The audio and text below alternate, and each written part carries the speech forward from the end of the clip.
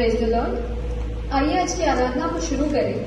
हे यहोवा परमेश्वर, मैं अपने पूर्ण मन से तेरा धन्यवाद करूंगी। मैं तेरे सब आश्चर्य कर्मों का वर्णन करूंगी।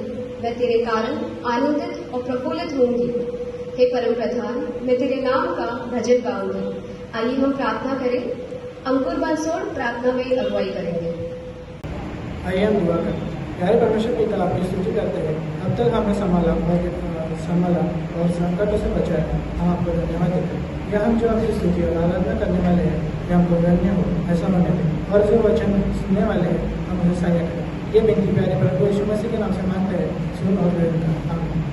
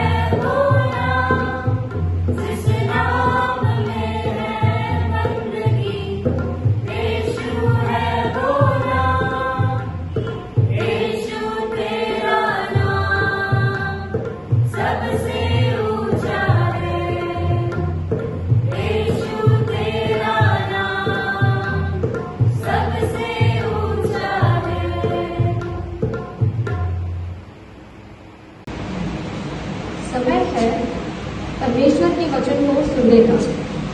पहला पाठ जो पाया जाता है व्यवस्था विवरण 6:20 से 25, जो हमारे लिए अमित विसार पढ़ेंगे। व्यवस्था विवरण 6 उसका 20 से 25। तब अपने लड़कों से कहना, जब हम मिस्र में फेरों के दास थे, तब यहोवा बलवन्त हाथ से हमको मिस्र में से निकाल ले आया, और यहोवा ने हमारे देखते ही मिस्र में फेरो और उसके सारे घराने को दुख देने वाले बड़े बड़े चिन्ह और चमत्कार दिखाए, और हमको वह बाहर से निकाल आया, इसलिए कि हम इस देश में पहुंचाकर जिसके विषय में उसने हमारे पूर्वजों से शपथ खाई थी, इसको हम सौंप दे। और यहोवा ने हमें सब विधाएं पालने करने की आज्ञा दी, इसलिए कि हम अपने परमेश्वर यहोवा का भय माने, और इस रीति से वह हमारे भला हो, और वह हमको जीवित रखे, जिससे कि आज के दिन है, जैसे कि आज के दिन है। और यदि हम अपने परमेश्वर यहोवा की दृष्टि में उसकी आज्ञा को अनुसार इन सारे नियमों को माने और चौकसी करे, तो यह हमारे लिए धन ठहराएगा। परमेश्वर इस वचन को बड़े कर सकते हैं। Thank you Amit. दूसरा शास्त्र पाठ जो पाया जाता है गलतियों 5:1 और 13 से 18, जो हमारे लिए आकांक्षा बंसोड़ पढ़ेगी। गलतियों 5:1-13 से 18। मसीह ने स्वतंत्रता के लिए हमें स्वतंत्र किया है, अतः इसी में स्थिर रहो और दासत्व के जुए में फिर से न जुड़ो। हे भाइयों, तुम स्वतंत्रता होने के लिए बुलाए गए हो, परंतु ऐसा न हो कि हम स्वतंत्रता शारीरिक कामों के लिए अवसर बने, वरन प्रेम से एक दूसरे के दास बने, क्योंकि सारी व्यवस्था इस एक ही बात में पूरी हो जाती है, तू अपने पड़ोसी से अपने समान प्रेम रख। पर यदि तुम एक दूसरे के दांत से काटते और फाड़ खाते हो तो चौकस रहो कि एक दूसरे का साथ सत्यानाश न कर दो। पर मैं कहता हूँ, आत्मा के अनुसार चलो तो तुम शरीर की लालसा किसी रीति से पूरी न करोगे, क्योंकि शरीर आत्मा के विरोध में आत्मा शरीर के विरोध में लालसा करना है, और ये एक दूसरे के विरोध है, इसलिए कि जो तुम करना चाहते हो वह न करने पाओ। और यदि तुम आत्मा के चलाए चलते हो तो व्यवस्था के अधीन न रहो। ये पढ़े गए वचन पर परमेश्वर आशीष दे। थैंक यू आकांक्षा। अब हम भजन संहिता 33 आरी पारी से पढ़ेंगे और इस वचन को पढ़ने में हमारी अगुवाई नोएल पंडित करेंगे। भजन संहिता 33। हे धर्मियों, यहोवा के कारण जय जयकार करो, क्योंकि धर्मी लोगों को स्तुति करना शोभा देता है। बिना बजा बजाकर यहोवा का धन्यवाद करो, 10 तार वाली सारंगी बजा बजाकर उसका भजन गाओ। उसके लिए नए गीत गाओ, जय जयकार के साथ बाती बजाओ। क्योंकि यहोवा का वचन सीधा है और उसका सब काम सच्चाई से होता है। वह धर्म और न्याय से प्रीति रखता है, यहोवा की करुणा से पृथ्वी भरपूर है। आकाश मंडल यहोवा के वचन से और उसके सारे वन उसके मुंह की श्वास से बने। वह समुद्र का जल ढेर के समान इकट्ठा करता है, वह गहरे सागर को अपने भंडार में रखता है। सारी पृथ्वी के लोग यहोवा से डरे, जगत के सब निवासी उसका भय माने। क्योंकि जब उसने कहा तब हो गया, जब उसने आज्ञा दी तब वास्तव में वैसा ही हो गया। यहोवा जाति जाति की युक्ति को व्यर्थ कर देता है और देश देश के लोगों की कल्पनाओं को निष्फल करता है। यहोवा की युक्ति सर्वदा स्थित रहेगी, उसके मन की कल्पनाएं पीढ़ी से पीढ़ी तक बनी रहेगी। क्या ही धन्य है वह जाति जिसका परमेश्वर यहोवा है, और वह समाज जिसे उसने अपना निज भाग होने के लिए चुन लिया हो। यहोवा स्वर्ग से दृष्टि करता है, वह सब मनुष्यों को निहारता है। अपने निवास के स्थान से वह पृथ्वी के सब रहने वालों को देखता है। वही जो उन सबों के हृदय को गढ़ता और उनके सब कमियों का विचार करता है। कोई ऐसा राजा नहीं जो सेना की भय के कारण बच सके, नील अपनी बड़ी शक्ति के कारण छूट नहीं जाता। वचन निकलने के लिए छोड़ा व्यर्थ है, वह अपने बड़े बल के द्वारा किसी को वचन निकलने के लिए घोड़ा व्यर्थ है, वह अपने बड़े बल के द्वारा किसी को नहीं बचा सकता है। देखो, यहोवा की दृष्टि उसके धर्मियों पर और उन पर जो उसकी करुणा की आशा रखते हैं बनी रहती है, कि वह उनके प्राण को मृत्यु से बचाए और अकाल के समय उनको जीवित रखे। हम यहोवा का आसरा देखते आए हैं, वह हमारा सहायक और हमारी ढाल है। हमारा हृदय उसके कारण आनंदित होगा, क्योंकि हमने उसके पवित्र नाम का भरोसा रखा है। हे यहोवा, जैसे तुझे पर हमारी आशा है, वैसे ही तेरे करुणा भी हम पर हो। परमेश्वर इस पढ़े जाने वचन पर आशीष दे। Thank you Noel. अब हम सुसमाचार का पाठ सुनेंगे जो पाया जाता है लूका रचित सुसमाचार 22 24 से लेकर 27 जो हमारे लिए अमल को उठाने पड़ेंगे। लुकाचे सुसमाचार 22वां अध्याय 24 से लेकर 27 तक। उनमें यह वाद विवाद नहीं हुआ कि उनमें से कौन बड़ा समझा जाता है।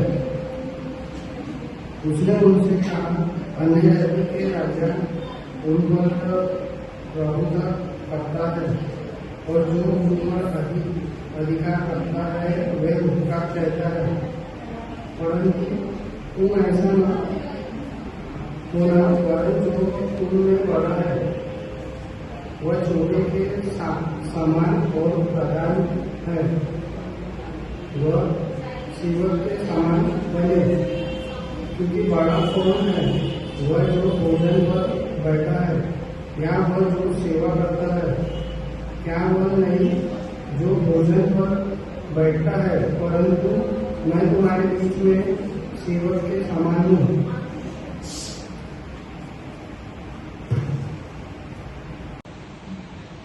Thank you Aman.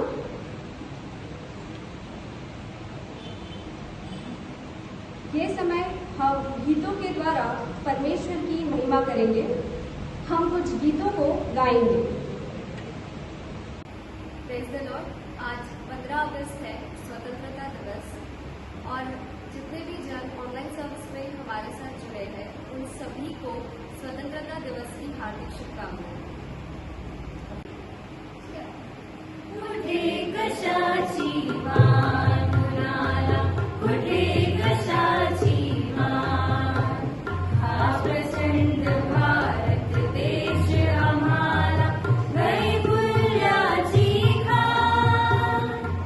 कुठे कशाची मान कुणाला, कुठे कशाची मान, हा प्रचंड भारत देश आम्हाला वैभुल्याची खान. हे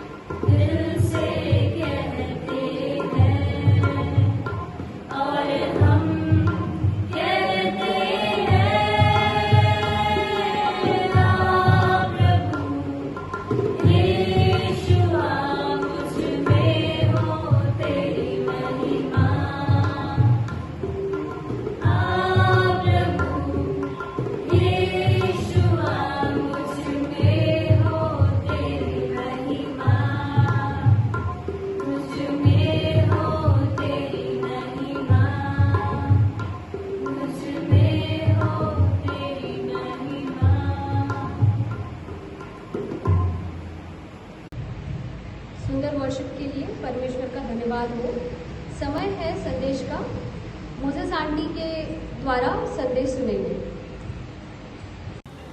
प्रभूमध्ये आपणा सर्वांना माझा प्रेमाचा सलाम। आपल्या 75व्या स्वातंत्र्य दिनाच्या आपणा सर्वांना माझ्या शुभेच्छा आणि स्वातंत्र्य दिन हा आमचा चिरायू हो हीच देवाजवळ प्रार्थना। आज आपण विशेष अशा दिवशी भेटत आहोत। स्वातंत्र्य दिनानिमित्त आज आमचा संपूर्ण देश, केवळ देशच नव्हे तर देशाबाहेर जिथे जिथे आमचे प्रियजन आहेत, आमचे देशवासी आहेत, ते सर्वजण आजचा दिवस हुतात्म्यांना स्मरण करून आम्ही आठवण करत आहोत। यावेळेला आपण प्रार्थना करू। अत्यंत दयाळू पित्या परमेश्वरा, धन्यवाद देतो प्रभूजी, या स्वातंत्र्य दिनाच्या दिवशी आमच्या देशामध्ये प्रभू परमेश्वरा तू आम्हाला या सर्व रीतीने सांभाळलंस, आम्हाला आरोग्य दिलंस प्रभू। आणि आज संपूर्ण देश प्रभू परमेश्वरा स्वातंत्र्य दिन स्मरण करत आहे, साजरा करत आहे प्रभू। आणि आपल्या स्वातंत्र्याच्या चिरायू हो यासाठी आम्ही प्रार्थना करत आहोत प्रभू, त्यासाठी आम्ही तुला धन्यवाद देतो प्रभूजी। आजचं येणारं वचन तुझ्याद्वारे असू दे प्रभू, मला आपल्या हातात घे प्रभूजी। तुझा संदेश तुझ्या लेकरांपर्यंत पोहोचण्यासाठी तू आज मला संधी दिलीस प्रभू, माझा उपयोग करून घे आणि माझ्या मुखाद्वारे तेच शब्द बाहेर पडू दे प्रभू जे तुझ्याकडून आलेले आहेत। माझ्या जिभेवर आणि माझ्या ओठावर प्रभू तू आपला ताबा ठेव प्रभू। येशूच्या नावात प्रार्थना केली म्हणून तो ऐक, आमीन। प्रियांनो, आज पुन्हा एकदा परमेश्वराच्या वचनाचं मनन करण्यापूर्वी मी पुन्हा एकदा आपणा सर्वांना 75वा स्वातंत्र्य दिनाच्या हार्दिक शुभेच्छा आपणा सर्वांना देत आहे। प्रियांनो, आजचा दिवस आम्ही खूप मोठ्या प्रमाणामध्ये मोठ्या अशा जल्लोषामध्ये साजरा करतो। जे आमचे देशवासी आमच्यापासून दूर आमच्या देशाच्या बाहेर आहेत, आपली सेवा देत आहेत निरनिराळ्या ठिकाणी, त्या ठिकाणी देखील आज आमच्या भारताचा ध्वज हा हवेमध्ये मुक्तपणे लहरत आहे। आणि ही आमच्यासाठी अत्यंत आनंदाची आणि अभिमानाची बाब आहे। थोडंसं मागे जर आम्ही गेलो तर हा झेंडा, हा आमच्या भारत देशाचा ध्वज मुक्त हवेमध्ये लहरण्यासाठी तुम्ही आणि मी आपण जाणून आहोत की ते सोपं नव्हतं आम्हाला मिळणं। कोणतीही दुर्मिळ बाब जेव्हा आम्ही मिळवण्यासाठी झटतो त्याची किंमत फार मोठी चुकवावी लागते। आणि आम्ही थोडंसं विचार जर केला, थोडंसं आम्हीच्या इतिहास स्मरण करण्याचा इथे प्रयत्न केला तर तुम्हाला आणि मला याची पूर्ण जाणीव आहे की हा ध्वज हवेमध्ये मुक्तपणे लहरण्यासाठी कितीतरी परिवाराचे लाल आपले कुर्बानी देऊन गेलेले आहेत, आपला बलिदान दिलेलं आहे। आणि त्या रक्ताचं मोल आज आम्ही उपभोगत आहोत। ते हुतात्मे, ते वीर ज्यांनी तुम्हाला आणि मला आजचा मोकळा श्वास घेण्यासाठी आपलं बलिदान दिलं, कोवळी कोवळी मुलं ज्यांना अजून पूर्ण जीवनाची सुरुवातही केली नव्हती, त्या सर्वांचं आम्ही यावेळेला स्मरण करतो। आणि त्यांनी आपल्या देशासाठी आपलं सर्वस्व पणास लावलं, सर्वस्वमध्ये आपला प्राण देखील त्यांनी गमावला। आणि आज आपला देश, आपले संपूर्ण देश बांधव स्वतंत्रतेची पताका हवेमध्ये लहरत आहे। स्वतंत्र मिळाल्यानंतरचा जो आनंद आहे तो आनंद आम्ही साजरा करतो, परंतु आम्हाला त्याच वेळेला एवढं प्रामुख्याने आम्हाला स्मरण ठेवावं लागेल की या स्वतंत्रतेच्या पताका मागे खूप आमच्या वीर जवानांचं आमच्या देशपुत्रांचं बलिदान आहे. सहजासहजी ही ध्वजपतिका लहरण्यासाठी आम्हाला संधी उपलब्ध झालेली नाही. हे स्वातंत्र्य टिकवण्यासाठी आम्हाला आता पुढची जबाबदारी आमच्यावर घ्यायची आहे. स्वतंत्रता कोणाला हवी नाही आहे, आम्हाला हवी आहे. प्रत्येकाला, आमच्यातल्या प्रत्येकाला स्वतंत्रता हवी आहे. आमच्या प्रभू येशू ख्रिस्ताने जे कार्य आमच्यासाठी केलं त्याचा उद्देशच मुळात जो होता तो म्हणजे आम्हाला स्वतंत्रता मिळवून देणे. आम्हाला स्वतंत्रता प्रभू येशू ख्रिस्ताने पापाच्या बंधनातून मोकळं करून आम्हाला मिळवून दिलेली आहे. आता आमच्या खात्यात कोणताही पापाचा उल्लेख परमेश्वराने ठेवलेला नाही, तर तो संपूर्णपणे मोडून टाकला. आजच्या भाषेत जर झाला तर तो डिलीट करून टाकला. आणि डिलीट केलेला संदेश आम्ही पुन्हा त्याला ओपन करून वाचू शकत नाही. परमेश्वराने आमची पाप सगळी पुसून टाकली आणि म्हणून आता आमच्यासाठी ही मोकळीकता आहे. आमच्या जीवनातील मागच्या पापांचा हिशोब परमेश्वरानेच नाही ठेवला तर आम्ही कसा ठेवणार? परमेश्वरानेच जर आम्हाला स्वातंत्र्य दिलं तर आम्ही बंधमुक्त कसे असू शकतो? हा संपूर्ण विचार आजच्या या शास्त्रभागातून आपण पाहणार आहोत. काही वेळ आपण परमेश्वराच्या वचनातून आजचा संदेश प्रभूचा समजून घेण्याचा प्रयत्न करू. जो शास्त्रपाठ आपल्यासमोर वाचण्यात आलेला आहे त्यापैकी पहिलं जे वचन आपण मननासाठी घेणार आहोत, गलतीकरास पत्र याचा पहिला अध्याय, गलतीकरास पत्र याचा 5वा अध्याय आणि पहिलं वचन मी आपल्यासाठी वाचते. ह्या स्वातंत्र्याकरता ख्रिस्ताने आपल्याला मुक्त केले आहे, म्हणून त्यात टिकून राहा. गुलामगिरीच्या जुवाखाली पुन्हा सापडू नका. हा सुंदर संदेश आज परमेश्वराने तुम्हाला आणि मला दिलेला आहे. या पवित्र वचनामध्ये काही मार्गदर्शन आम्हाला मिळत आहे. सगळ्यात पहिले जेव्हा आम्ही पाहतो परमेश्वराने ह्या स्वातंत्र्याकरिता ख्रिस्ताने आपल्याला मुक्त केले आहे. कोणतं स्वातंत्र्य आहे आम्हाला? आता आम्ही कुठल्याही पापाच्या जुवाखाली दबलेलो नाही.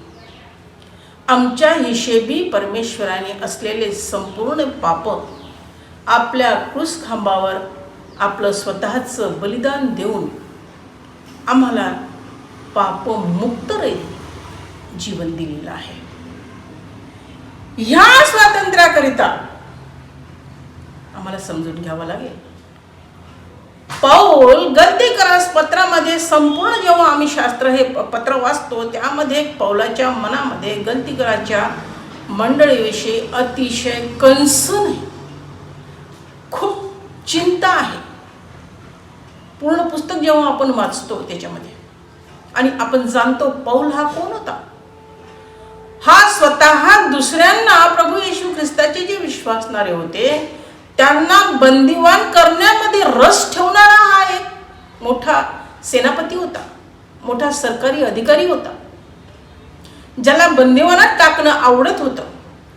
हा पौल जेव्हा स्वतः पापातून मुक्ती होऊन स्वतंत्र झाला तो पौल गलतीकराच्या मंडळीला स्वतंत्रतेचा महत्त्व आणि महानता समजून सांगत आहे. या स्वातंत्र्याकरिता ख्रिस्ताने आपल्याला मुक्त केलेले आहे. प्रभू येशू ख्रिस्ताचं बलिदान होण्यामागे उद्देश होता, गोल होता, लक्ष होतं. आणि इथे स्पष्ट या ठिकाणी सांगितलेले आहे की या स्वातंत्र्याकरिता ख्रिस्ताने आपल्याला मुक्त केलेले आहे. तुम्ही आणि मी, आम्ही कोणाच्याही बंधनामध्ये, कोणाच्याही दबावामध्ये आम्ही जगू नये. मग तो दबाव कोणताही असो. ही परमेश्वराची आमच्यासाठी इच्छा होती, म्हणून ख्रिस्ताने आपल्याला मुक्त केलेले आहे. प्रभू येशू ख्रिस्ताचा बलिदानाचा मुख्य उद्देश हा होता की आमच्या सर्व जे काही चुका आहे, जे गुन्हे आहे, जे परमेश्वरापासून दूर नेणारे आहेत, ह्या पापाच्या ज्याचा आमच्यावर पगडा होता, त्या सर्वातून परमेश्वराने आम्हाला आपल्या बलिदानाने स्वतंत्र केलेलं आहे. म्हणून त्यात टिकून राहा. परमेश्वराने आम्हाला स्वातंत्र्य देण्यासाठी आपलं बलिदान दिलं. परमेश्वराची भूमिका तिथे त्यांनी संपवली. बलिदान दिलं, आमच्यासाठी उद्धाराचा मार्ग मोकळा केला, आम्हाला स्वातंत्र्य मिळालं. परंतु पुढच्या वचनामध्ये आम्हाला आमचं पवित्र शास्त्र मार्गदर्शन करतं, त्यात तुम्ही टिकून राहा. आता आमची बारी आली.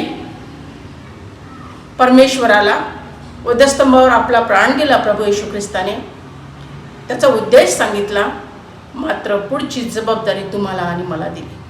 त्यात तुम्ही टिकून राहा. स्वातंत्र्यातच टिकून राहा.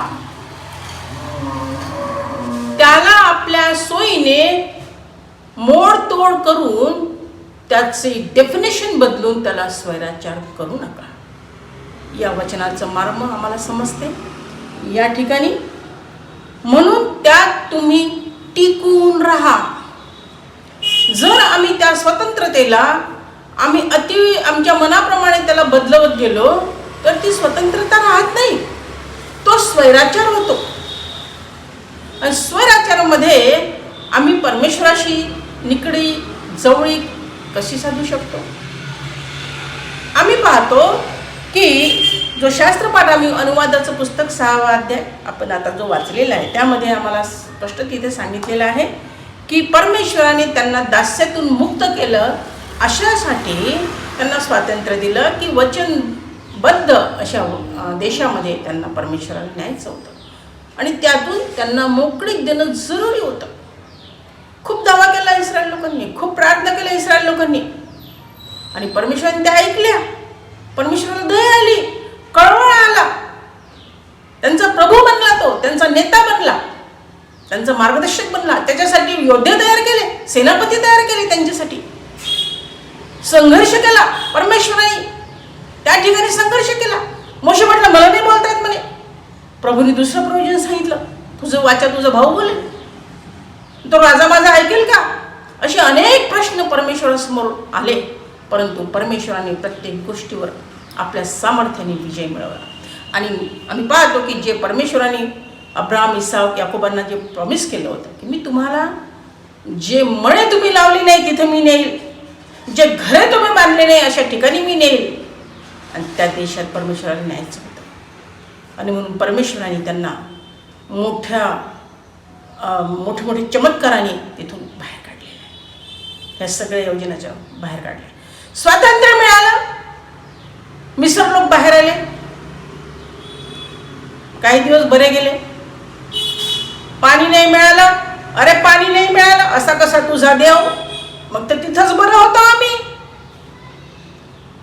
मोशेला सारखं वारंवार त्याला मानसिक प्रताडणा ही जनता करू लागली. कोणती जनता? जी स्वतंत्र केली होती. आणि त्याच्या विरोधात जाणं म्हणजे परमेश्वराच्या विरोधात जायचं कार्यही लोक करत होते. इतका स्वैराचार त्यांना स्वातंत्र्य परमेश्वराने चांगल्या गोष्टीसाठी दिलं होतं की मी तुम्हाला वचनबद्ध माझ्या दिलेल्या चांगल्या जागेत नेईन. परंतु थोडं बहुत स्वातंत्र्य मिळाल्याबरोबर जेव्हा ते पाठीवरचे ओझे काढण्यात आले, डोक्यावरचे घमिले उतरवण्यात आले, विटा बनवणं बंद झालं, एक सुखी जीवनाचा मार्ग जेव्हा परमेश्वराने दाखवला, तेव्हा या लोकांना वाटलं की आता आमचं कोणी काहीच करू शकत नाही आणि ज्याने त्याला बाहेर काढलं त्याच्याच विरोधात बंड करायला लागले, त्याच्या तोडीचा परमेश्वर तयार करायला लागले. काय आपण याला स्वतंत्रता म्हणूया? फारो राजाचं त्यांच्यावर वचक नव्हता. परमेश्वराने कळवळ्याने त्यांना बाहेर काढलं आणि बाहेर आम्ही येऊन पाहतो त्यांनी त्या स्वतंत्रतेचा स्वैराचार केला. कधी देवाच्या देवत्वाला चॅलेंज, असा कसा तुझा देव,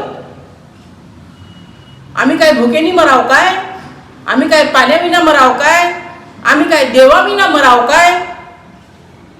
स्वातंत्र्याचा स्वैराचार सुरू झाला आणि आम्ही पाहतो त्याची सजा पण मोशेला मिळाली. कारण परमेश्वराने त्या लोकांच्या या अशा वागण्यामुळे मोशेवर प्रभू नाराज झाला. आणि बरेचदा मोशेने पण म्हटलं की तुमच्या अशा वागण्याने परमेश्वर माझ्यावर नाराज होत आहे. प्रियांनो, स्वतंत्रतेचा वापर हा स्वतंत्रता चांगल्या गोष्टीचा अनुभव घेण्यासाठी घ्यायचा असतो, त्याचा स्वैराचार करायचा नसतो. प्रियांनो, आम्ही पाहतो हे स्वातंत्र्य टिकवण्यासाठी आम्हाला आता तुमची आणि माझी बारी आली. जे परमेश्वराने आम्हाला स्वातंत्र्य दिलेलं आहे, पापाखाली आम्हाला जायचं नाही. आम्हाला कोणत्याही गोष्टीच्या अधीन व्हायचं नाही जी परमेश्वराच्या व्यवस्थेला मलिन करते. जिथे परमेश्वराचं आज्ञेचं उल्लंघन होते अशा कोणत्याही गोष्टीला आम्हाला खतपाणी घालायचं नाही. आम्हाला स्वातंत्र्य दिलं आहे, परंतु आम्ही ते स्वातंत्र्यासारखंच उपभोगायचं आहे. प्रियांनो, आता हे स्वातंत्र्य टिकवण्यासाठी आम्हाला, तुम्हाला आणि मला काही वचनातून मार्गदर्शन मिळालेलं आहे. कारण पौल म्हणतो, म्हणून त्या टिकून राहा. हे तुमच्या आणि माझ्या जीवनाचं आता लक्ष आहे. आम्हाला पापातून मुक्तता मिळालेली आहे, आता आम्हाला त्याच्यात टिकून राहायचं. मग कसं टिकायचं? टिकावं तर लागेल, काही तर आम्हाला अभ्यास करावा लागेल त्याचा. मग आम्ही कसं टिकायचं? आम्हाला बंधुजन हो, 13वं वचन आम्ही वाचलेलं आहे. बंधुजन हो, तुम्हाला स्वतंत्र करता पाचारण केलेले आहे, तरी त्या स्वतंत्रतेने देह वासनांना वाव मिळू देऊ नका. इथे आमचं मार्गदर्शन होतं. स्वतंत्रतेसाठी आम्हाला स्वतंत्रता मिळालेली आहे, म्हणून आम्हाला आमच्या देह वासनांना आळा घालायचा आहे. देह वासना ही कुठल्याही रूपात आमच्या समोर, प्रभूच्या आणि आमच्या मध्ये सैतानाचं कार्य करू शकते. देहवासना जी आमच्या देहाच्या वासनेची पूर्तता करते, ती मग आमची इमोशनल असू शकते, ती आमची फायनान्शियल असू शकते, ती आमची सोशल वासना असू शकते. आणि ती इच्छा पूर्ण करण्यासाठी आम्ही आमच्या मनाचा संयम, संपूर्णपणे त्याचं बॅलन्स जाऊ शकतो, त्याचं संतुलन आम्ही ठेवत नाही. कारण ती इच्छा जर आम्हाला प्राप्त करून घ्यायची आहे, तर आम्ही कोणत्याही मार्गाने ती इच्छा पूर्ण करू शकतो. मग ती इच्छा पूर्ण करण्यासाठी इथं सांगितलेले आहे, तुम्हाला स्वतंत्रतेकरता पाचारण केले आहे, तरी त्या स्वतंत्रतेने देह वासना मिळू देऊ नका, तर प्रीतीने एकमेकाचे दास व्हा. मला इथे एक गोष्ट सांगावीशी वाटते की आजकाल दास होणं कोणाला जाऊ नये, अजिबात नाही. असे काही परिवार आहेत की घरात मुखिया असूनही प्रत्येक जण आपलं स्वतंत्र लाईफ जगत आहे. त्यांना मुखिया लोकांची परमिशनची घरात नाही गरज नाही आहे. आपल्या घरात आपले वडील आहे, आपल्या घरात आपली आई आहे, आपल्या घरात आपली आजी आहे, आपले काका असतील, जशी फॅमिली असेल, संयुक्त फॅमिली असेल, न्यूक्लिअर फॅमिली असेल, जो कोणी मोठा असेल त्याचा सल्ला घेणे आज आम्हाला कमीपणा वाटतो. काय म्हटलेलं आहे? तर प्रीतीने एकमेकाचे दास व्हा. दास व्हा, प्रेमाने दास व्हा, अधीन असा वचन. कारण आम्ही विश्वासणारे आहोत. आम्हाला वचनाप्रमाणे जर आम्हाला आमचं स्वातंत्र्य टिकून ठेवायचं असेल, कारण पौलाने वचनामध्ये आम्हाला सांगून ठेवलंय, त्या टिकून राहा. देह वासनांना आम्हाला आळा घालावा लागेल, आम्हाला संयम पाळावा लागेल. दुसरी गोष्ट, परमेश्वराच्या संगतीमध्ये आम्हाला राहावं लागेल. परमेश्वराच्या संगतीत जर आम्ही राहिलो नाही तर आम्ही समजू शकतो की परमेश्वराने आम्हाला सरळ सरळ सांगितलेलं आहे याच्यामध्ये योहान 15 जो कोणी माझ्यात राहत नाही त्याला वेगळे करण्यात येईल आणि मग तो फाट्याप्रमाणे वाळून जाईल आणि मग पुन्हा त्याच्याशी संबंध जुळणार नाही. जर आम्ही परमेश्वराच्या सानिध्यात राहिलो तर निश्चितच वचनाचा मानना आमचं मार्गदर्शन करत राहील. प्रियांनो, आम्हाला परमेश्वराच्या संगतीमध्ये मार्गदर्शन मिळते. हे स्वातंत्र्य टिकवण्यासाठी आम्हाला परमेश्वराच्या वचनाच्या संगतीमध्ये राहणं जरुरी आहे. बऱ्याचशा गोष्टी जेव्हा आम्हाला असं वाटतं की हे माझं चुकत नाही, अशा वेळेस आम्हाला कोणाचा सल्ला नको असतो. आय एम ऑलवेज राईट या तत्वाचे पण काही आमचे बहीण भाऊ आहेत. घरामध्ये अशा तत्वाचा त्रास होतो. प्रियांनो, कौटुंबिक बांधणीमध्ये याचा त्रास होतो. आमच्या घरात लहान मुलं असतात, त्याच्यावर त्याचा परिणाम होतो. आणि म्हणून एकमेकासोबत प्रीतीने दास होऊन घरामध्ये राहायचं आहे. आपल्याला हे मान्य आहे का? जर मान्य आहे तर स्वातंत्र्याचे आम्ही हकदार आहोत. आणि जर आम्ही या वचनाला चॅलेंज करतो तर आम्ही स्वातंत्र्य टिकवण्यासाठी मुळीच मजबूत नाही. परमेश्वराने आम्हाला आमच्यावरचं ओझं काढून टाकलेलं आहे. जसं इस्रायल लोकांना सांगितलं होतं की मी तुम्हाला अशा ठिकाणी नेईन की जे घरं तुम्ही बांधले नाही इतक्या सुंदर घरात तुम्ही राहा, जे मळे तुम्ही लावले नाही त्या मळ्याचे तुम्ही फळ खाल. हे स्वप्न परमेश्वराने, हा पूर्ण चित्रण परमेश्वराने इस्रायल लोकांच्या समोर ठेवलं. तुमच्या आणि माझ्या समोर सरळ सरळ सांगितलेलं आहे की आमचं नागरिकत्व स्वर्गीय राज्यामध्ये आहे. आमच्या इथंसाठी योजना आहेत ना.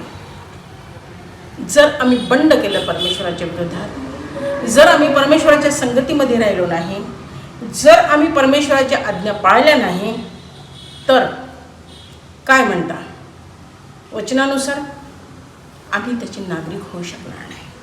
आणि म्हणून आम्हाला पवित्र शास्त्र सरळ सरळ मार्गदर्शन करते. अनुवाद याचा 6वा अध्याय आणि 12वा वचन मी तुमच्यासाठी वाचते. अनुवाद याचा 6वा अध्याय 12वा वचन.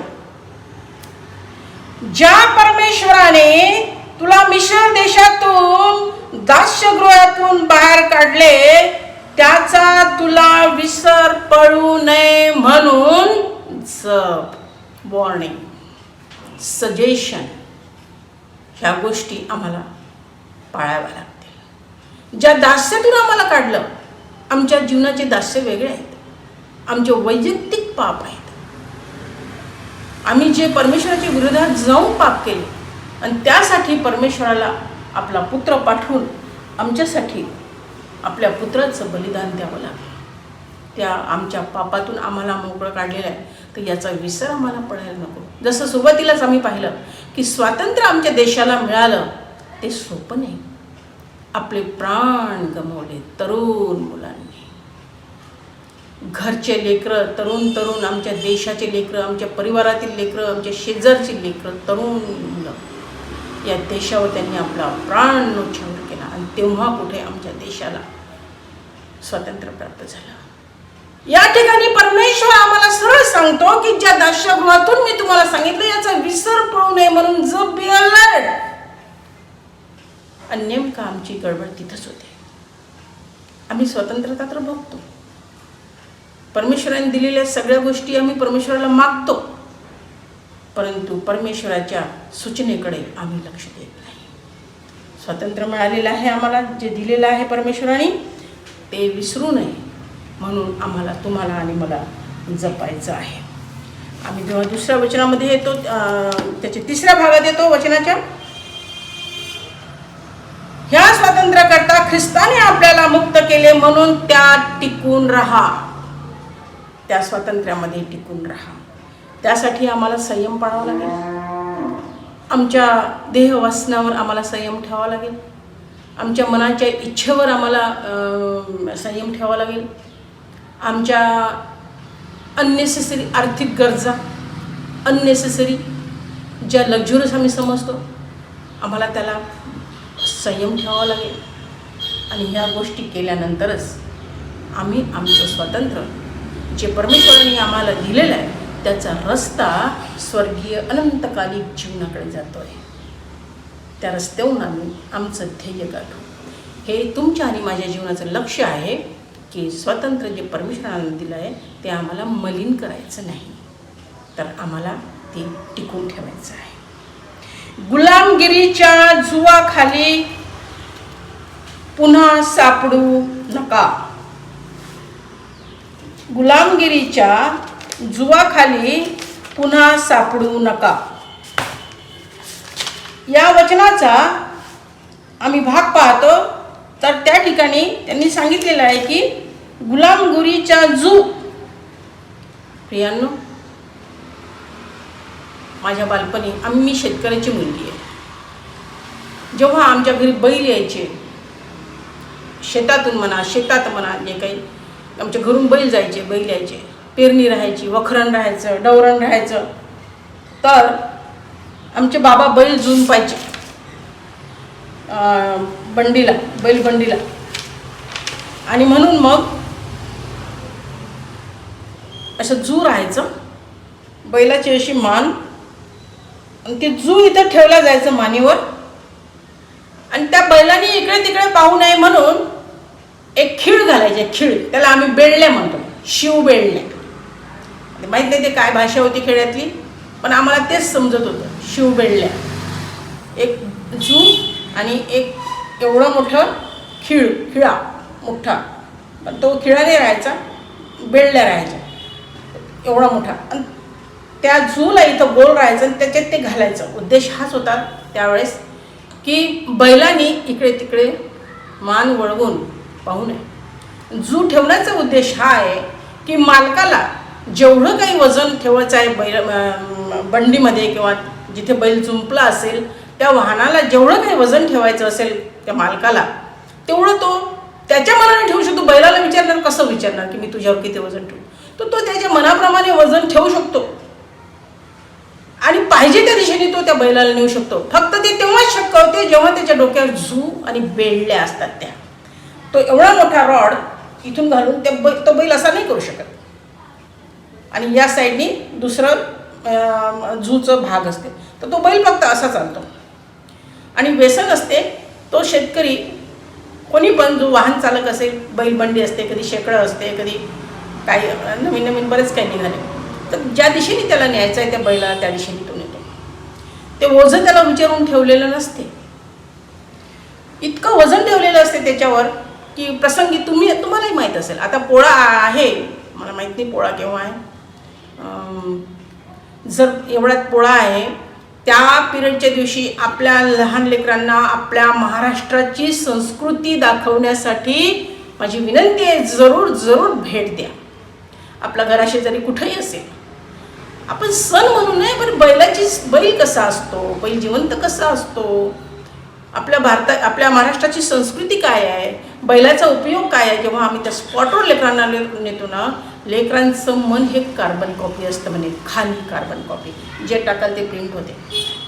तर त्या बैलाला जेव्हा तो वजन घेऊन तुम्ही बघितलं असेल रोडनी पण की त्याच्या कितीतरी पटीने कापूस ठेवलेला असतो, कितीतरी पटीने हे ठेवलेले असतात, ओझे ठेवलेले असतात. आणि ते झूची कमांड त्या शेतकऱ्याच्या किंवा त्या वाहन चालकाच्या हातामध्ये असते. प्रियांनो, चालता चालता चालता चालता काय होतं, त्या बैलाच्या तोंडातून फेस यायला लागते. कधी त्याला वर चढावं लागते, कधी त्याला भयंकर उतरण असते, कधी बाजूचा बैल व्यवस्थित सशक्त नसतो, तो दुर्बल असतो, तो एखाद्या बैलावर जाईल. अशा प्रकारे ह्या गोष्टी आम्ही पाहतो की इतक्या भयानक आहे जू असतो. आणि पाऊल इथे गलतीकराच्या पत्रामध्ये आम्हाला सांगतो, गुलामगिरीच्या जुवाखाली पुन्हा सापडू नका. गुलामगिरीच्या जुवाखाली पुन्हा सापडू नका. प्रियांनो, 5:17 मी वाचते आपल्याला.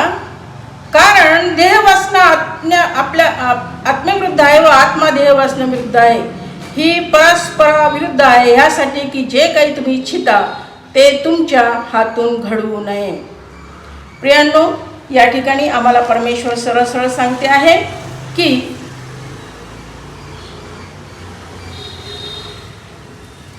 जुवाखाली पुन्हा सापडू नका. तुम्हाला आणि मला स्वातंत्र्य मिळालेलं आहे. त्या गुलामगिरीच्या, त्या पापाच्या दास्यातून, आताच आम्ही 6वं वचन आणि 12 अनुवाद 6:12 म्हटलेलं आहे, दास्य गृहातून आम्हाला सोडलेलं आहे. त्या गुलामीतून, त्या पापाचे आम्ही दास होतो, त्याच्यातून आम्हाला सोडून आज स्वातंत्र्य दिलेलं आहे. आणि आम्ही पाहतो, आम्हाला आज तुम्हाला आणि मला हा इशारा आहे, गुलामगिरीच्या जुवाखाली पुन्हा सापडू नका. आणि सापडणं हे अन्मधानपणे असते. जाणून बुजून कधीही कोणी कोणाच्या जबड्यात जात नाही. जाणून बुजून कोणीही आपल्यापेक्षा मोठ्या एक प्राणी म्हणा किंवा आपल्यापेक्षा मोठी व्यक्ती कोणी असेल बलाढ्य शरीराने, त्या व्यक्तीच्या समोर जाऊन स्वतःला समर्पित करत नाही. सापडतो तो. का सापडतो तो? हरणाची शिकार. आता आम्ही प्रॅक्टिकल जर विचार केला तर आम्ही पाहतो की एक शेतकरी शेतात गेला आणि मग अचानक त्याच्यावर वाघाने झडप घातली आणि त्याला मग त्यांनी त्याला ठार केले. आणि अचानक आम्ही गेलो आणि मग तिकडनं एक हिंस्र पशु आला आणि त्याने अचानक धावा बोलला आणि मग त्यांनी एवढं कळपाचं ठार केलं. सापडले, ते गेले नाही त्याच्यापर्यंत. प्रियांनो, वचन आम्हाला सांगते, गुलामगिरीच्या जुवाखाली सापडू नका. सापडतो केव्हा आम्ही? बस 3 मुद्दे आपण विचार करू आणि मग आजच्या वचनाला आपण विराम देऊ. केव्हा सापडतो? जात नाही आम्ही कधीच. वाघाच्या तोंडाशी गेलो का मला खा बाबा, नाही गेलो आम्ही. हरणं जातात का तोंडाशी मला खा बाबा? नाही. एका उफाळलेल्या जर उन्मत्त झालेला हत्ती जर रोडवरून चालत आहे आणि आम्ही त्याच्या पायाखाली आलो तर आम्ही धावत गेलो का त्याच्या पायाखाली? नाही. सापडलो, त्याच्या पायाखाली आलो. म्हणून वचन आम्हाला सांगते, गुलामगिरीच्या जुवाखाली पुन्हा सापडू नका. म्हणजे याच्यामध्ये 3 गोष्टी तुमच्या आणि माझ्या लक्षात येतात की तिथे सावधानता बाळगणे तुमच्या आणि माझ्यासाठी आवश्यक आहे. देहवासना पूर्ण करायची नाही. आणि जेव्हा असे आम्हाला प्रसंग येतात, आम्ही विचार केलाय, पुढे खूप सुंदर दिलेलं आहे, देहाची कर्मे, मूर्तीपूजा, चेटके, वैर, कलह, मत्सर, राग, तट, फुटी, पक्षभेद, हेवा, दारूबाजी, अंगाईपणा आणि अशा इतर गोष्टी. ह्याविषयी मी तुम्हाला पूर्वी जे सांगून ठेवले तेच आता सांगतो की असे कर्मे करणाऱ्यांना देवाच्या राज्याचे वतन मिळणार नाही. प्रियांनो, आम्हाला या गुलामगिरीत सापडायचं नाही. ते आम्ही पाहिलं जू कसं असते. का बरं बा आम्ही एवढं परमेश्वराने आम्हाला जुवावर आमचं मार्गदर्शन केलं? ते जू आम्हाला नको आहे. जू म्हटलेलं आहे त्याला. जेव्हा आम्ही गुलामगिरीच्या जुवाखाली सापडतो तेव्हा आम्ही श्वासही घेऊ शकत नाही. आणि हे सगळं इथं दिलेलं आहे 19व्या वचनामध्ये. 19, 20 आणि 21 मध्ये वचन दिलेलं आहे आम्हाला. कसे जू आहेत ते. आज आमचा तरुण, मी तरुणांना दोष देत नाही, परंतु वचन म्हणते ह्या सर्व परमेश्वराने आम्हाला, होऊ शकते मला काही वाईट सवय असतील, मला चुगल्या लावायची सवय असेल, दुसऱ्याला हिंतानी वागवायची सवय असेल, दुसऱ्याचा अपमान करण्यात मला श्रेष्ठत्व वाटत असेल, प्रीतीने दास होण्याची माझी मानसिकता नसेल, परंतु एक दिवस परमेश्वराने माझ्याशी बोलला आणि मी पश्चाताप केला आणि परमेश्वराने म्हटलं डिलीट, तुझे पाप सगळे पुसले. पण मला स्वातंत्र्य मिळालं. मी नवीन जीवन जगण्यासाठी स्वतंत्र झाली. आणि त्यानंतर जर मी माझा संयम सोडला, परमेश्वराच्या संगतीच्या बाहेर गेले, हे जू पुन्हा आमच्यासाठी आहे. आम्ही त्याच्या खाली सापडणार, म्हणूनच वचन आम्हाला सावधान करते. त्या गुलामगिरीच्या कुठलंही व्यसन असो, वासना असो, इच्छा असो, त्याच्या खाली आम्हाला सापडायचं नाही, सावध राहायचं आहे. जे परमेश्वराने स्मरण नाही केलं, जे परमेश्वराने पुसून टाकलं, जे डिलीट झालं, त्याला डिलीट करूया आणि नवीन जीवनाची सुरुवात, जे राजकीय जीवन आमचं आहे, स्वर्गीय राज्याचं जीवन आमचं आहे, त्या रस्त्याने आपण वाटचाल करूया. या जुवाखाली, गुलामगिरीच्या जुवाखाली येऊ नये म्हणून तुम्हाला आणि मला सतर्क असणं वेगळं आणि सावधान असणं वेगळं. आम्हाला सतर्कता बाळगावी लागेल. आमच्या आजूबाजूच्या लोकांची जबाबदारी तुमच्यावर आणि माझ्यावर आहे. आम्हाला त्यांना पण सतर्क करावं लागेल. यांनो, तिसरं दुर्बलता. जर आम्ही परमेश्वराच्या संगतीमध्ये राहिलो नाही, जर आम्ही परमेश्वराच्या आज्ञांचं पालन केलं नाही ना, तर आम्ही आमच्या आध्यात्मिकरित्या दुर्बल बनत जातो. आणि जेव्हा आम्ही दुर्बल बनतो, तुम्हाला आणि मला माहीत आहे की जेव्हा दुर्बल व्यक्ती किंवा दुर्बल घटक असतो, त्याच्यावर तो जो बलवान असतो तो हावी होतो. आणि हे गुलामगिरीचं, देहवासनांचं जे जू आहे, आमचा स्वभाव जो परमेश्वराच्या स्वर्गीय राज्यापासून आम्हाला दूर नेतो, याचं जू जर तुम्हाला आणि मला घ्यायचं नसेल, तर आम्हाला आमच्या जीवनामध्ये सावधानता, परमेश्वराच्या संगतीमध्ये राहणं, परमेश्वराच्या वचनाने स्वतःच्या मनावर संयम ठेवणं आणि सतर्क राहून परमेश्वराच्या वचनामध्ये सशक्त आणि बलवान होत जाणं, हाच स्वतंत्र टिकवण्याचा मार्ग आम्हाला आज परमेश्वराने दिलेला आहे. स्वतंत्र जसं देशाचं टिकवणं आमच्यासाठी आमचं लक्ष्य आहे, आमच्या देशाचं टार्गेट आहे, उद्देश आहे, गोल आहे. आध्यात्मिक स्वतंत्रता जर आम्ही टिकवली, तर आमचं सामाजिक जीवन, आमचं आध्यात्मिक जीवन, आमचं कौटुंबिक जीवन हे परमेश्वराच्या सानिध्यात राहून आम्ही कधीही कुठल्याही विचाराचे गुलाम होणार नाही. तर आम्ही आमच्या परिवाराला एक आशीर्वादमय कारण आणि मार्गदर्शनपर असं निश्चितच नेतृत्व आम्ही करणारे हो. तरुण लेकरं, म्हातारे आईवडील, आमचा समाज, या सर्वांना परमेश्वर या स्वतंत्रतेसाठी जे स्वतंत्रता दिलेली आहे ती टिकवण्यासाठी आणि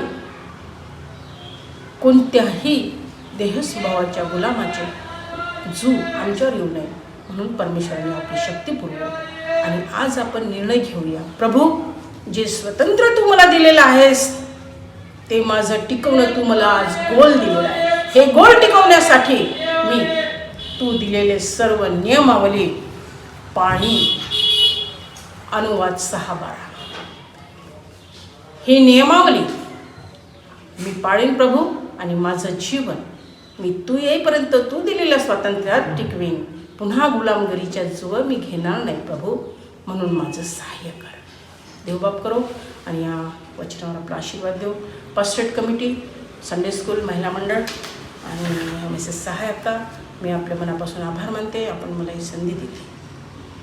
प्रार्थना करू. प्रभू, धन्यवाद देतो तुझ्या वचनासाठी. देवबापा, आमच्या स्वातंत्र्यासाठी तू आपलं बलिदान केलंस. ते बलिदान वाया जाऊ नये म्हणून जी पापमुक्ती तू आम्हाला दिली प्रभू, त्या पापाकडे आम्ही पुन्हा जाऊ नये म्हणून प्रभू तू आमच्या मनावर संयम ठेव. प्रभूजी, आमची मदत कर. आम्हाला दुर्बल बनवू नको. कुठलाही प्रभू विचार आमच्यावर हावी होईल आणि आमच्यावर तो राज्य करेल असं होऊ देऊ नको प्रभू. आमच्या अंतःकरणावर तुझा ताबा असू दे. प्रभू येशूच्या नावात ही प्रार्थना केली म्हणून तू ऐक. आमेन. Thank you aunty. अब हम सब मिलकर प्रेरितों का विश्वास वचन बोलेंगे. अब हम सब मिलकर प्रेरितों का विश्वास वचन बोलेंगे. मैं सर्वशक्तिमान पिता, स्वर्ग और पृथ्वी के सृष्टिकर्ता परमेश्वर पर विश्वास करती हूँ. मैं उसके एकलौते पुत्र हमारे प्रभु यीशु मसीह पर विश्वास करती हूँ. वह पवित्र आत्मा की सामर्थ्य से गर्भ में आए और कुंवारी मरियम से जन्मे. उन्होंने पिलातुस के शासन में दुख भोगा. वह क्रूस पर चढ़ाए गए, मरे और गाड़े गए और मृत्यु के लोक में उतरे। तीसरे दिन वह जी उठे, वह स्वर्ग पर चढ़ गए और पिता की दाहिनी ओर विराजमान हुए। वह जीवितों और मृतकों का न्याय करने को फिर आएंगे। मैं पवित्र आत्मा पर, पवित्र सार्वलौकिक कलीसिया पर, संतों की संगति, पापों की क्षमा, देह के पुनरुत्थान और शाश्वत जीवन पर विश्वास करती हूँ। आमीन। इस समय हम मध्यस्थी की प्रार्थना में जाएंगे और स्वीटी हमारी अगुवाई करेगी। हम समस्त मानव जाति के लिए प्रार्थना करें और अपनी प्रार्थनाओं को प्रभु यीशु मसीह के निरंतर निवेदन के साथ अर्पित करें। हे पिता, हम प्रार्थना करते हैं कि समस्त संसार में न्याय और शांति स्थापित हो और प्रत्येक व्यक्ति भरपूर जीवन प्राप्त करे। हे दयावान प्रभु, हमारी प्रार्थना सुनिए। हम उन सब लोगों के लिए जो इस गांव में रहते हैं और उन सब बातों को दूर करने के लिए जो आपसी फूट और झगड़े होते हैं और हमारे देश में सच्चाई एकता की बढ़ती के लिए, हे दयावान प्रभु, उन सब लोगों के लिए जो कृषि, उद्योग अथवा व्यापार में लगे हुए हैं, सब मजदूरों और कारीगरों के लिए और उन सब के लिए जो हमारे देश की रक्षा करते हैं, हे दयावान प्रभु, अध्यापकों और छात्रों, वैज्ञानिकों, लेखकों और कलाकारों और उन सब व्यक्तियों के लिए जो अन्य लोगों के विचारों और भावनाओं को प्रभावित करते हैं, हे दयावान प्रभु, उन सब लोगों के लिए जो दुखी, बेरोजगार है और भूखे प्यासे है, गरीब है, बीमार और मरणासन है, उन सब व्यक्तियों के लिए जो ऐसे लोगों की सेवा और सहायता करते हैं, हे दयावान प्रभु, हमारे तथा अन्य देशों के सब शासकों के लिए, विशेषकर हमारे राष्ट्रपति, प्रधानमंत्री, इस राज्य के राज्यपाल और मुख्यमंत्री और उनके लिए भी जो लोगों पर किसी प्रकार का अधिकार रखते हैं, हे दयावान प्रभु, संपूर्ण मसीह समाज की एकता और मेल मिलाप के लिए, समस्त संसार में उनकी गवाही और सेवा कार्य के लिए, हे दयावान प्रभु, भारत में आपकी समस्त कलीसिया के लिए, उनकी परिषदों तथा अगुओं, विशेषकर हमारे प्रमुख धर्माचार्य, दक्षिण भारत की कलीसिया के प्रमुख धर्माचार्य और मारथोमा कलीसिया के मेट्रोपॉलिटन, हमारे धर्माचार्य, बिशप, हमारे पुरोहित और आपकी कलीसिया के सब अन्य धर्म सेवकों के लिए कि वे सच्चाई और लगन से आपकी सेवा करें, हे दयावान प्रभु, यह वर दे कि आपके उन सब भक्तों के साथ जिन्होंने अपने जीवन में सच्चाई से आपकी सेवा की है, हम भी आपके राज्य के शाश्वत आनंद में सहभागी हो सके। हे दयावान प्रभु, हे स्वर्गीय पिता, अपने राज्य की शीघ्र प्रकट कीजिए और हमारी इन प्रार्थनाओं को सुनिए। हम आपके पुत्र, अपने प्रभु और उद्धारकर्ता यीशु मसीह के नाम से यह मांगते हैं। आमीन। Thank you sweetie. अब हम गीत गाएंगे और अपना अपना दान हम परमेश्वर को चढ़ाएंगे और हम अपना दान अलग रखें और जिस भी दिन हम चर्च में इकट्ठा होते हैं अपना दान हम चर्च में डालें।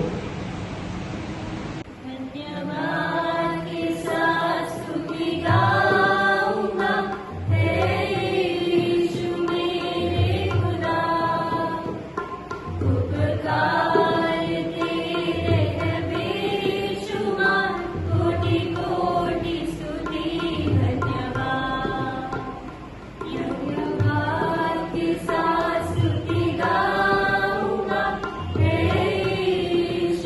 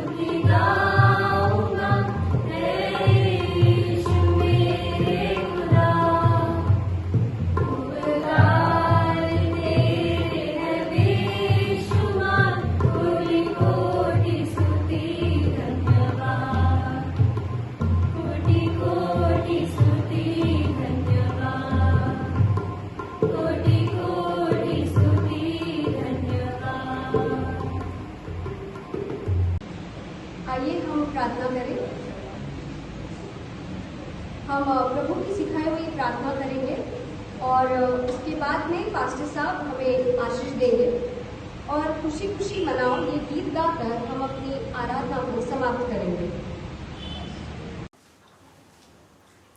आपण प्रार्थना करूया। सर्वशक्तिमान पिता परमेश्वरा, या सुंदर प्रसंगी आम्ही तुझ्या चरणाजवळ येतो। लीन आणि नम्र होऊन तुला धन्यवाद देतो आजच्या दिवसासाठी, की आजचा हा स्वातंत्र्य दिवस तू आमच्या जीवनाला लाभू दिला, त्याचं महत्त्व आमच्या जीवनामध्ये कळू दे। आणि देवबापा विशेष प्रार्थना करतो आमच्या चर्चसाठी, आमच्या चर्चचे प्रत्येक ॲक्टिव्हिटीजसाठी, आणि देवबापा जे जगामध्ये महामारी सुरू आहे त्यासाठी आम्ही प्रार्थना करतो की ते महामारी तू पूर्ण जगातून दूर कर। देवबापा पुन्हा आम्ही प्रार्थना करतो आजचे सुंदर वचनाबद्दल जे मिसेस मोजेसकडून आलेलं आहे, आणि देवबापा तू तुझ्या वचनाकडून तू आमच्यासोबत बोललेला आहे। विशेष प्रार्थना करतो देवबापा की जे दान दिलेलं आहे त्या दानावर तू आपला विपुल असा आशीर्वाद दे। ज्या भंडारातून निघाला त्या भंडाराला तू आशीर्वादित कर।